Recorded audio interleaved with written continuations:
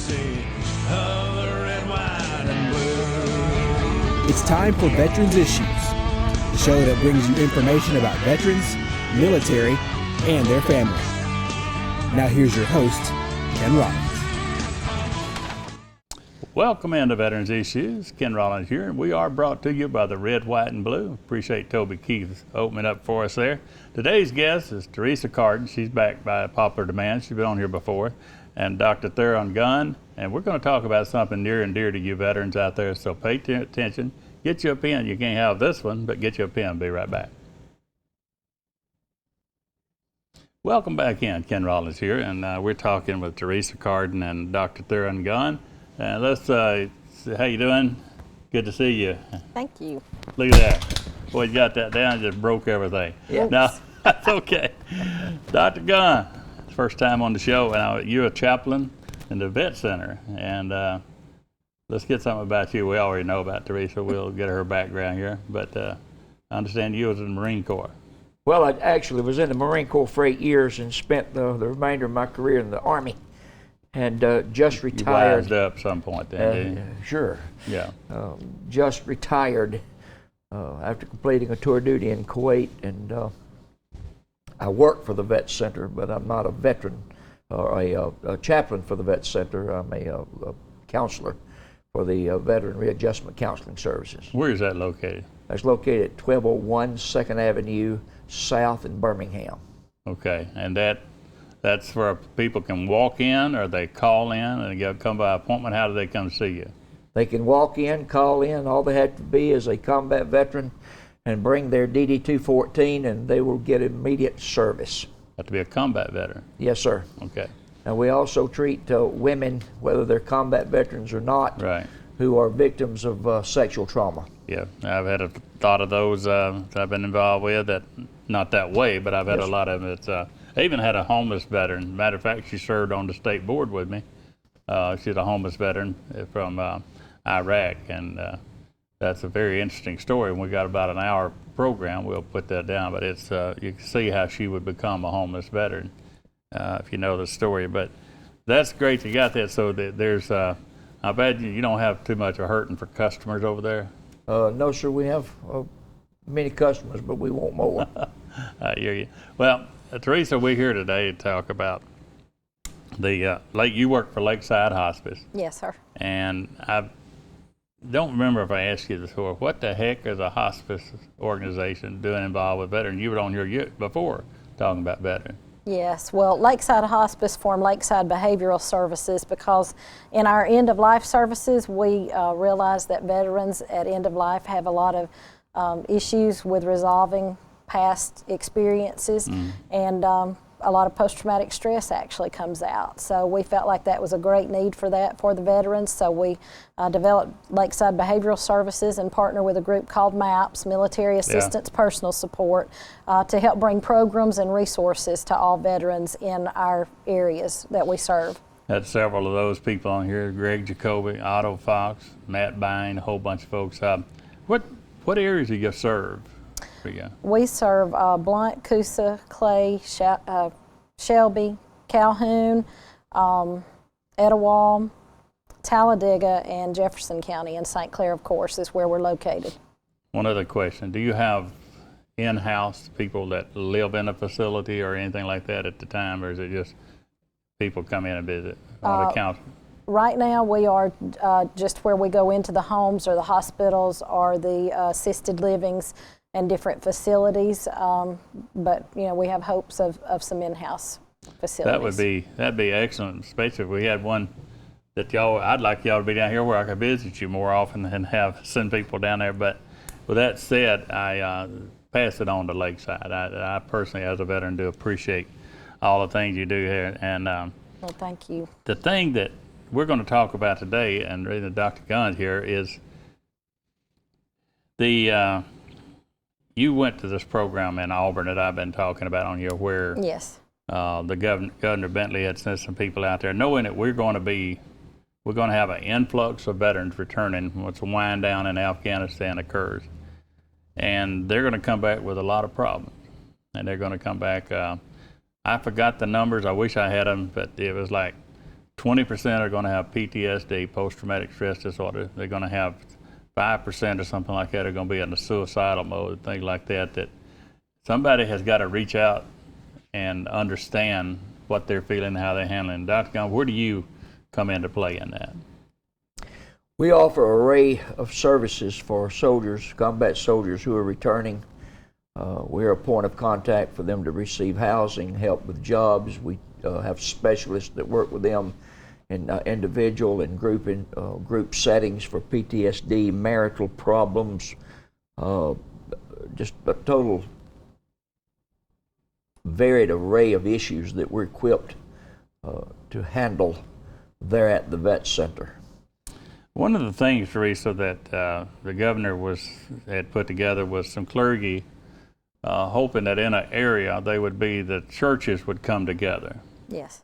The Methodists, the Baptists, the Church of Christ, Church of God, all would come together to work toward getting these people back into society and understanding the problem. Is that what you're seeing, or what you come? Are any churches involved with you? Yes, we actually have an upcoming conference, and it's a Veterans Wellbeing Conference, and it focuses on all of Alabama, and it's for spiritual leaders, and that would be anybody from a minister in a church, a deacon, Sunday school teacher, faith-based organizations.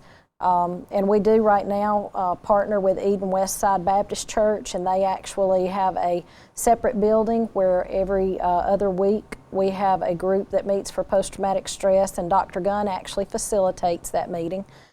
We also have one that's outreach for veterans that struggle with cancer, because we've realized from the chemical warfares that a lot of our veterans do struggle with issues that are cancers that are brought on from exposure to the chemicals. When is that? It is November 8th. That's this Friday, and it's from 9 to 3. So if they're watching this Thursday night, Thursday evening, they got time to get to it. But if they watch it late Friday night, that's okay, because you're going to get information here that if you want to, if we got somebody in Calhoun County or some of our other viewing areas, a pastor out there, and I want to appeal to the pastor, I'm going to looking over to the camera, is when you get in your community, when these veterans return home, they're going to be a different person than the veteran, the person that went to Afghanistan. And when they come back, somebody needs to understand their problems, why they act the way they do, or the way they don't act the way they did. Somebody needs to understand how to approach that. And this conference that Teresa's talking about, if it's the same thing we had down in there, that's a chance for all the churches and to come together and give these people a chance to come back into the community, and people not ridicule them or think they're crazy because they act a certain way. We've got a minute, Dr. Gunn, that when I was talking about that, there's a lot of things that they act different when they return than they did when they went over there, and you got less than a minute to address that, and then we'll come back and talk more about that. They very much do. Combat always takes something away from us. We lose something in combat. We lose innocence to a certain degree. We lose faith in the system to a certain degree. And hold it there, because they're telling me we got to go to a break. And I would also add that we gain something in combat. We gain a better who we are. Yes, we do. We can survive that. We're going to go to a break, come back, we got more. Stay where you are. Get that pen, because I got some phone numbers for you. Welcome back in. Kizzy almost caught me taking a drink of water, and that's okay. She didn't do it. She tried. Dr. Gunn, when we left, we was talking about what combat does to someone, and I threw in that it makes you learn something about yourself too. But we were out in the green room talking, and I've talked about on this show the same thing about when someone from a congregation, I'm going to use Jimmy, sits on the second row, goes to Afghanistan, comes back and sits in the back of the church.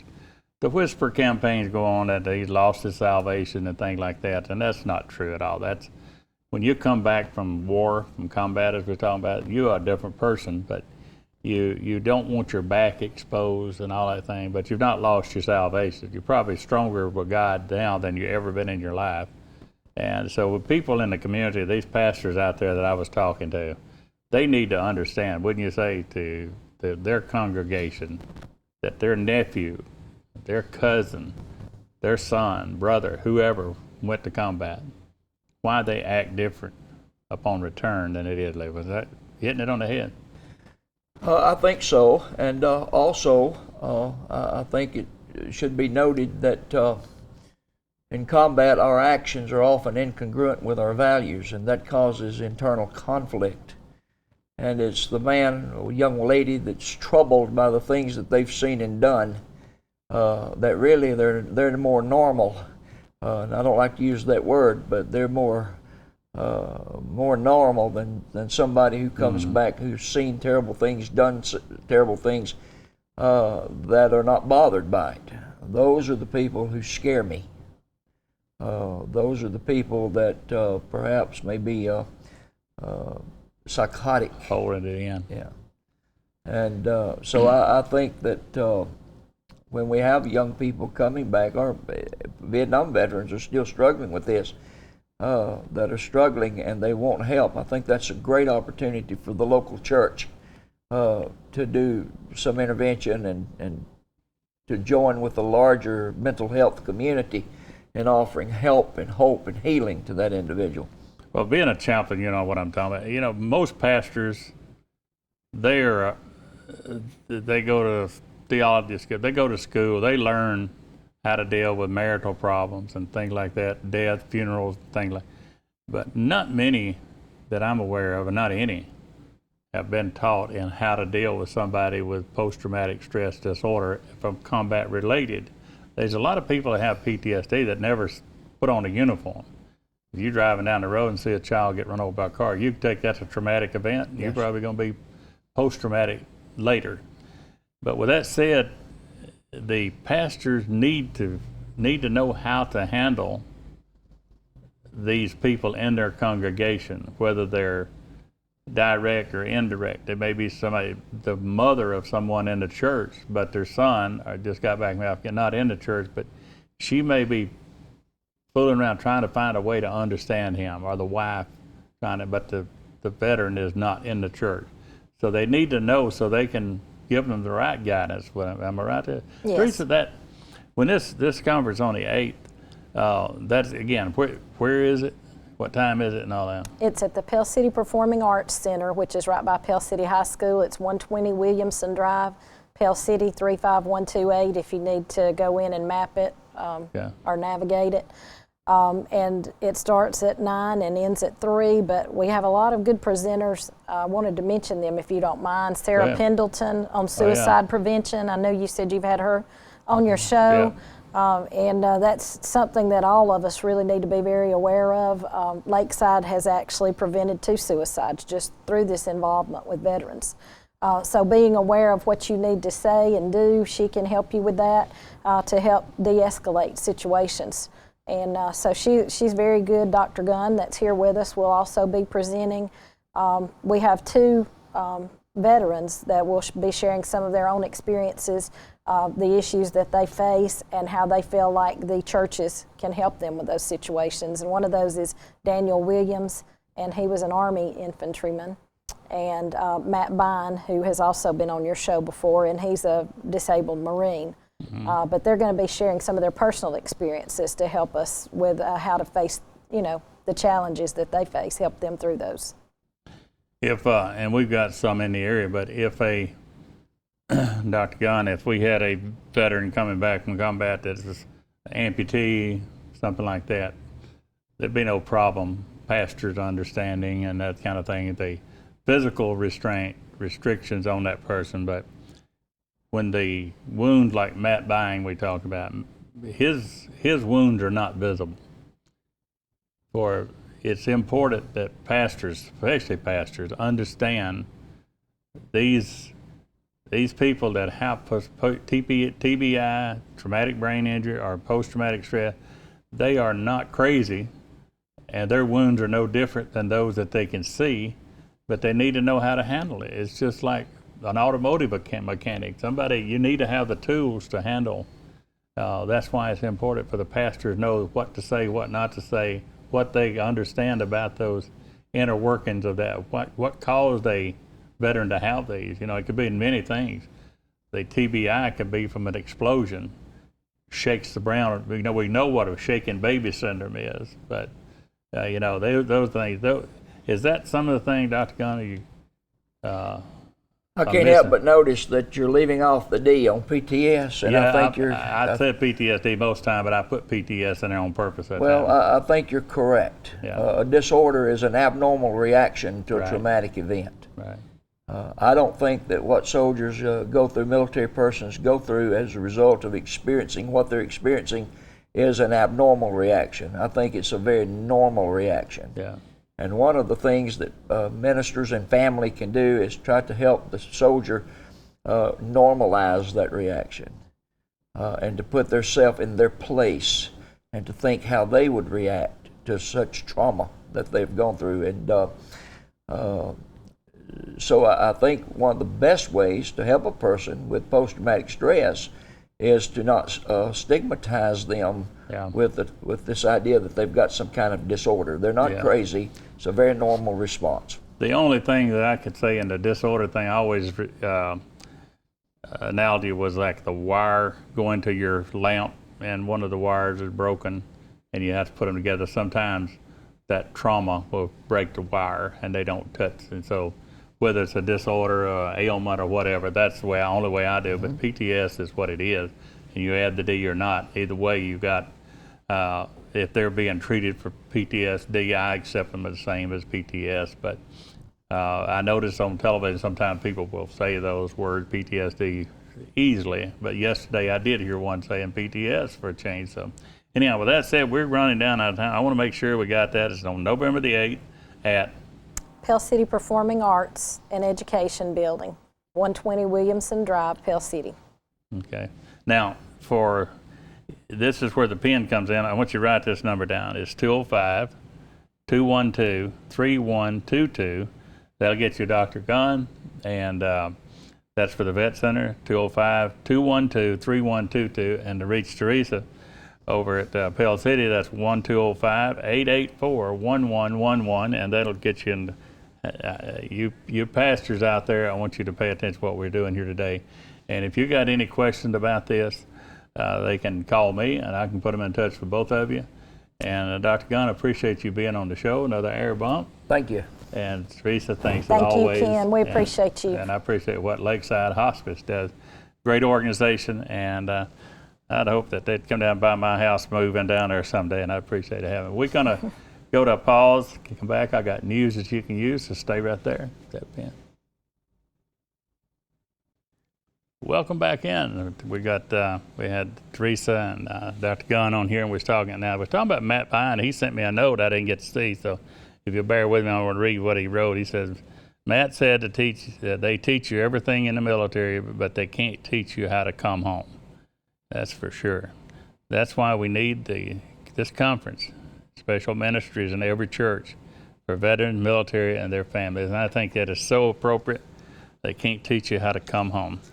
And so that's where the pastors out there, this is a chance to step up to the plate. Do something for your country, do something for your congregation, the families, and the veterans out there. So if you got any questions about what we talked about here today, just give me a call. You got my information. It's on the screen right there. And just give me a call, and I'll put you in touch with Teresa and Dr. Gunn.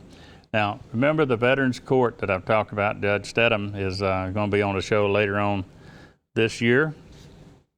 And I say that because we're running out of time for the shows, and we'll be talking more about the Veterans Court. It's a great thing. They've had it started down in St. Clair County. We got in like 21, 22 counties at the state right now. And the Judge Stedham then went down to St. Clair County and watched that court in operation. And it's a great win-win for the county, community, and for the veteran and their family. So if you're interested in being a part of that, just give me a call. We still have a need for drivers to drive the DA-VA van to Birmingham, pick up the veterans down here at the Oxford VA Clinic, drive them to Birmingham for their appointments, and bring them back safely. And if you'd like to be a part of that, give me a call, same number, and I'll put you in touch with Paul Brulé, who is the coordinator of that program. Now, Veterans Day is November the 11th, always at 11 a.m. up in Centennial Memorial Park. That's 17th and Noble, 17th and Quintard, I'm sorry. And the parade is going to follow after at 2 o'clock on Noble Street. At 11 o'clock is our ceremony in the park, then the parade starts at 2 p.m. And they're going to have the Grand Marshal that are 2 World War II veterans that I know both of them. That scares me because I know them for a long time, but they are going to be the Grand Marshals, and they're going to be up in the park at 11 o'clock too. So plan your Veterans Day, and let's start with Veterans Day on November the 9th at 8 a.m. out at McClellan, the Medical Mall, McClellan Medical Mall. That's hard to say, but that's the Kyle Comfort Foundation 5K walk and run, and they didn't have anything for people in wheelchairs, so I guess I just have to be left out. But anyhow, that's for a great program. The Kyle Comfort Foundation helps wounded warriors, and just recently we noticed that when the government shut down, the Fisher Foundation stepped up to help with the burial expenses of those 4 brave people killed in Afghanistan. The Kyle Comfort Foundation made a donation to that too. So November started with November the 9th, and then the 11th start with the Centennial Memorial Park, and then 2 o'clock in the parade down there. So if you're interested in that and you'd like to be a part of the parade, I have nothing to do with it except a friend of mine heads it up, and I will pass it on to him. So again, my contact information, and I will put you in touch with the people that's got in charge of the parade. And let's see, I'm not going to go into parking, but I do want to remind you that HMR is still hiring. HMRVeteransServices.com. Go to the career tab and see what they still got available. And let's see, Community Foundation, you'd like to make that donation, P.O. Box 1826, Anniston 36202. That's help building memorials. This week's shout out, go to Marquita down at Dunkin' Donuts. I said Dunkin' Donuts. Yes, I eat them. And Tracy Hurd, oh, Lord mercy, Caitlin and Bella, and we got to go. And I think this week's salute's going to go out to all the folks that support the Captain Kyle Foundation, Kyle Comfort Foundation. Salute, we're gone next week.